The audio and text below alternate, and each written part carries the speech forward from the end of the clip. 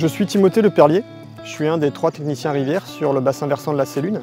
Par le passé, de nombreux travaux hydrauliques ont été réalisés, notamment au remembrement, où les cours d'eau ont été curés, tirés au droit, déplacés pour essayer de favoriser l'exploitation agricole. Ces aménagements ont contribué à la disparition de certains habitats et donc à la réduction de la qualité écologique du milieu.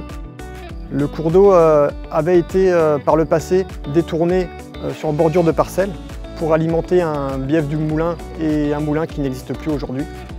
Le fond de vallée était un marécage.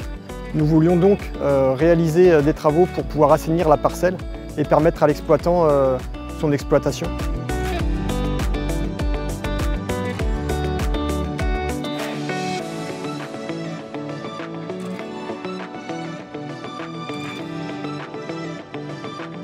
Une fois que nous avons retracé le profil du cours d'eau au fond de la prairie, nous sommes allés chercher le substrat de l'ancien cours d'eau pour le remettre dans le nouveau cours d'eau.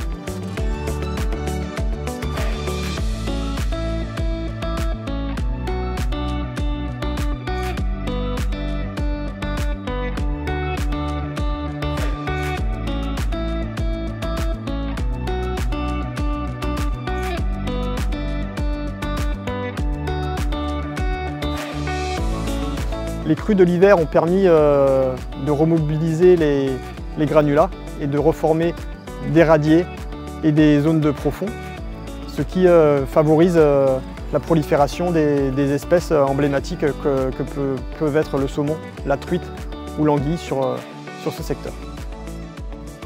Au fil du temps, la végétation aquatique va repousser. Les larves d'insectes, de libellules ou des autres insectes vont revenir sur le milieu. Et nous aurons bientôt un état proche de l'état originel.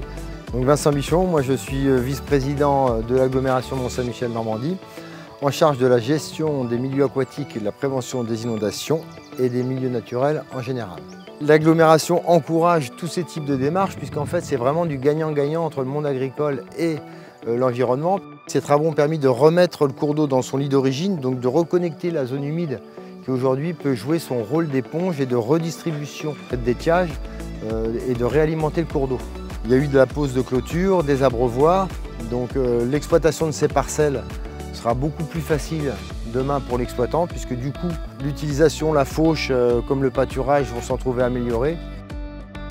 La volonté de l'agglomération c'est vraiment de dupliquer ce genre de travaux puisque plus on va pouvoir le développer sur l'intégralité du territoire, plus on va contribuer à l'adaptation, plus on va s'adapter au changement climatique en fait. Et comme c'est des travaux qui ne gênent pas l'exploitation agricole, il n'y a pas de contraintes supplémentaires, c'est au contraire une amélioration de la qualité de l'exploitation, c'est vraiment du gagnant-gagnant.